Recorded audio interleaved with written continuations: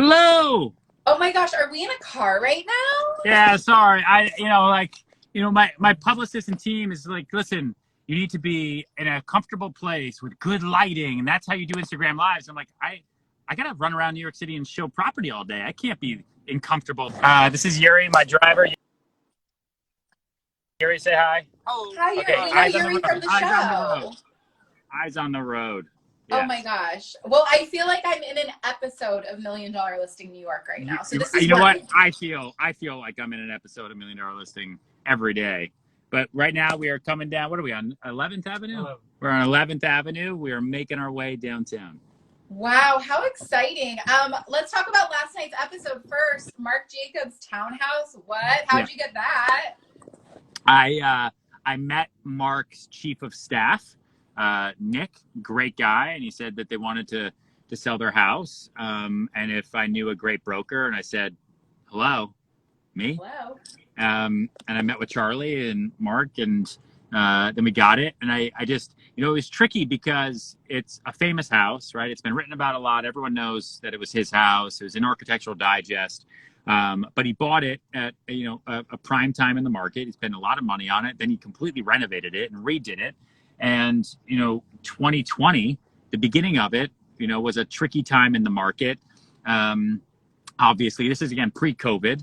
And I told him, you know what, we got to sell it like we would a piece of art. Like, I can't just put this on the market and see if people come through and make us offers. Like, I got to build up suspense. I got to build up like almost like an auction period. And then I got to have all the bidders come and put them up against each other.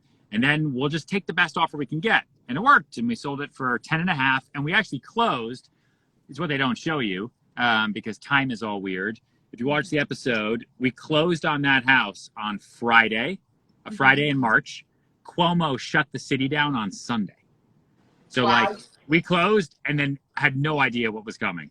Yeah, because I watched that too. I'm like, when was this film? No one's in a mask, everything like that. And to Kirsten. Yeah, Kirsten and her team brought the buyer. And I don't think they've ever moved in, actually, because then the world shut down. We sold so many apartments and houses at the beginning of 2020 to people who were ready to move and all that. And then life just changed for everybody. Yeah. But it's a great house and they'll love it eventually. Okay. Have you heard from Marc since the episode aired? Since last night? No. I don't know if they watched it. But Charlie was cool. It's great. His dog, Neville, they're pretty funny. He's such a character, such a cool personality. It was a lot of fun to shoot with them, and it was exciting that they allowed us to. Was that kind of a career highlight for you? To be able to work with people you admire and, known personalities on their personal homes and, help them make those transitions in life because they were, moving upstate. They bought a Frank Lloyd Wright house, which is totally insane, and renovating that one. It was fun. It was cool. And a lot of people knew about it. And when that sold, and we sold it in one day, it got written about in the New York Post, and then we actually got a bunch of calls from other owners who were like, hey, oh, you sold that house really, really quick. Can you come sell my house? And one of those other houses ended up being on the Upper East Side, which will be a story that $1 Million Listing also followed towards the end of the season, but post-COVID. So, we come back, beards, masks, gloves, purell everywhere. Pretty wild. Yeah. Talk to me what it's been like working in your field during COVID. It has been interesting, to say the least.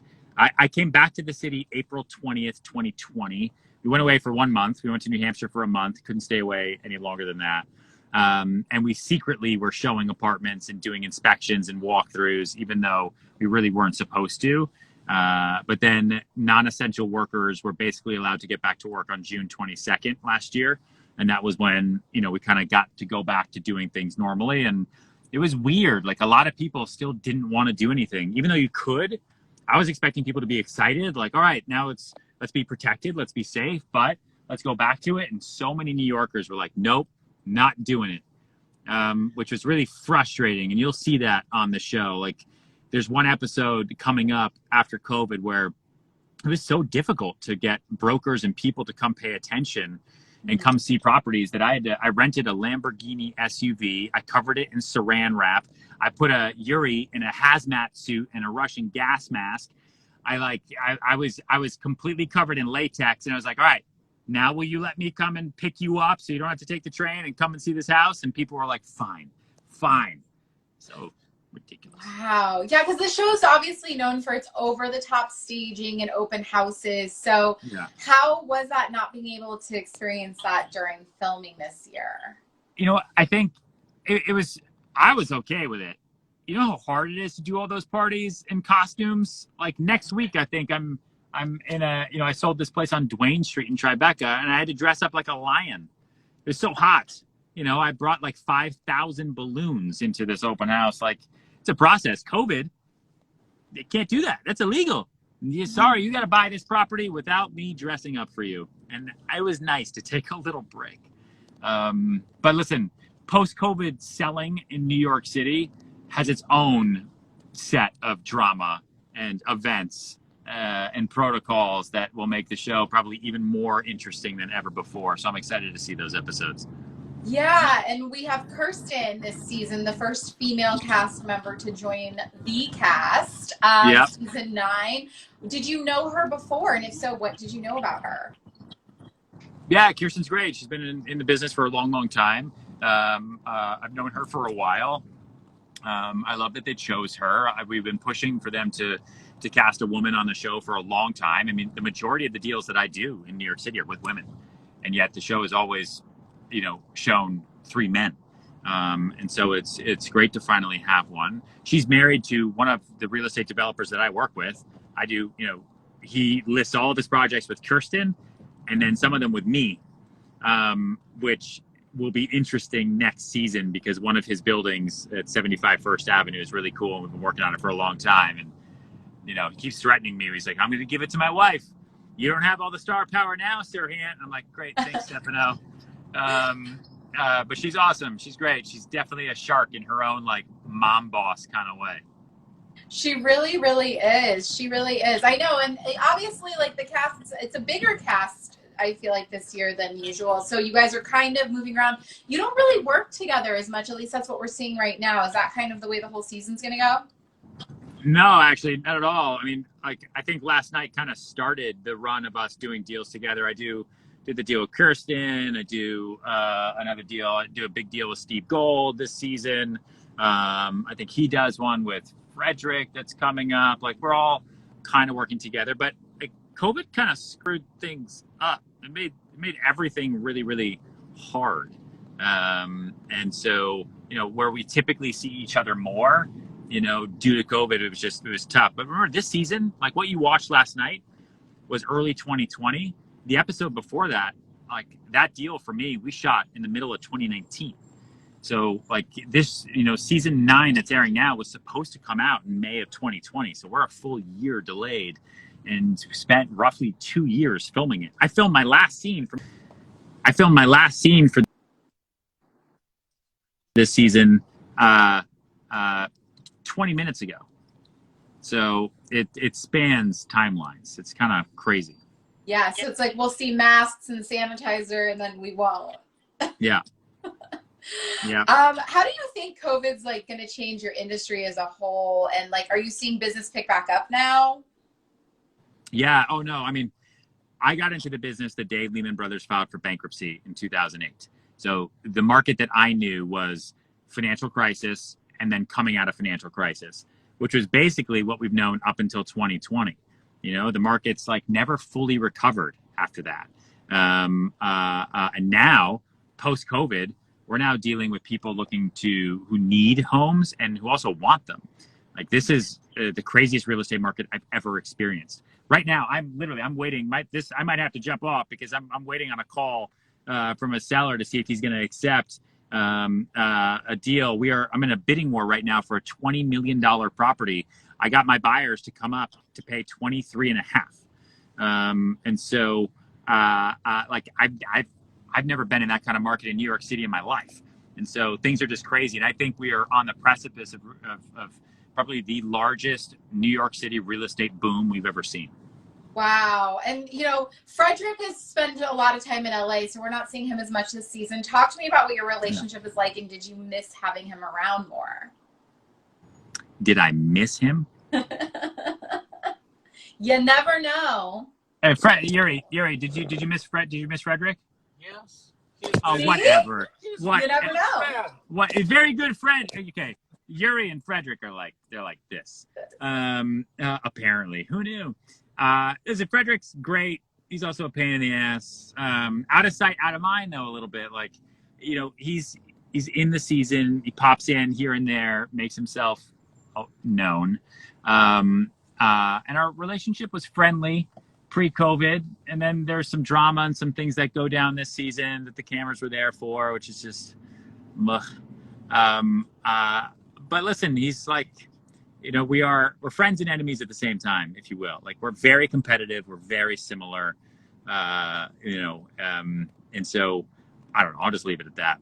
Okay. Now, he does a crossover in $1 Million Listing LA. Would you ever be open to doing something like that as well? And do you know those guys? Yeah, I know them really well. I've done, I've crossed over to $1 Million Listing LA when I opened up my office in LA in 2015. So we've done a couple episodes and things out there, which were fun. And now that I started my own firm in September, once we go into LA, then we'll see what happens. Okay, a little tease there. So maybe you and Frederick are just going to kind of high five across the coast. Oh God, be like destined to be together forever, maybe. Oh. You never know. And then Ryan's Renovation premiering June 3rd on Bravo. Congratulations. Yeah. I just screened the first episode. What's it like, working with your wife? What kind of heads are you guys in a butt? A lot. Ryan's Renovation is going to be the most stressful reality show anyone's ever watched. Like, it is. There's a reason why HGTV doesn't do any home renovation shows in New York City. I bought that house in 2018. Okay, we just finished a month ago. Wow. Yeah. So like, this ain't Waco. Okay, it is really hard. It takes forever.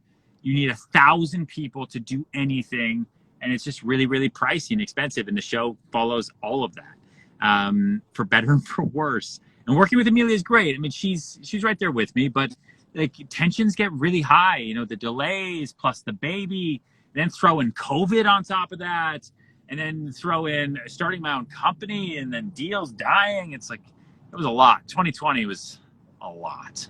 Yeah, and we're going to get to meet her family and yours a little bit too. So I love, the fact that her mom takes such good care of you. Yeah. What's your relationship like, and is everybody moving in? My relationship with Yaya, that's grandma in Greek, is awesome. I could not live without my Yaya. She takes care of the baby. She takes care of me. She helps with the house. She takes care of Emilia. She's the best. She's just like, and she's lived with us now for 3 years. So she's never allowed to leave. And Emilia's sister now is engaged. And I'm just like, I'm up at night praying that she doesn't get pregnant right away. Because if she does, I might lose Yaya to my sister-in-law, which would be bad. So I'm trying to figure out like ways to convince them not to do it. Like, guys, you don't need kids right away. Like, why would you do? Maybe you should just stay off each other for a second. Like young love. It's boring. But then Emilia's family stays with us all the time. So her dad will come and stay, and they all get one-way tickets. That's what Europeans do. They don't ever go anywhere with like round trip. They go with one-way tickets, and they just, wherever the mood and feelings take them. It's very strange. Yeah. Are you guys gearing up, speaking of which, for another baby? I know that's something that's in the cards for you, especially with this new renovation. You have to ask Emilia that. It is her body. I'm ready to go, but up to her. Okay. What can fans expect for the rest of season 9? Listen, like, no joke, $1 Million Listing season 9 is the biggest roller coaster of emotions of any season of reality TV ever.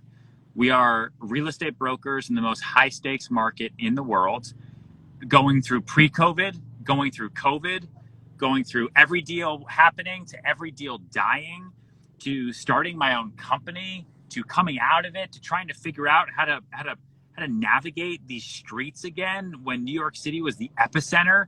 Like we had the Navy here, right? There were tents in Central Park. There were bodies like off the FDR. It was complete insanity, and we forget about it now, but it was only a year ago, and this season follows all of it, and so you get to relive it with us. So you're in for a wild ride, and all I have to say is just buckle up, Sally. Wow. And then for Ryan's renovation, your marriage survives, I take it? Barely. Barely. We're stronger because of it, but oh man, like now I know why so many marriages do not make it through a renovation, because it is so frustrating. Like I don't understand how these married couples, are interior design teams and general contracting teams, and they do it together all the time. Like you guys must have like a bulletproof bond. Just craziness. Well, you learned a lot, and you now have a show to watch it back and relive. So, Yeah.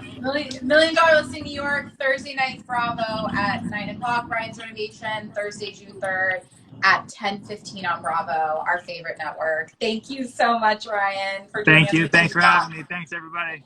Yes, we'll talk to you soon. Bye-bye.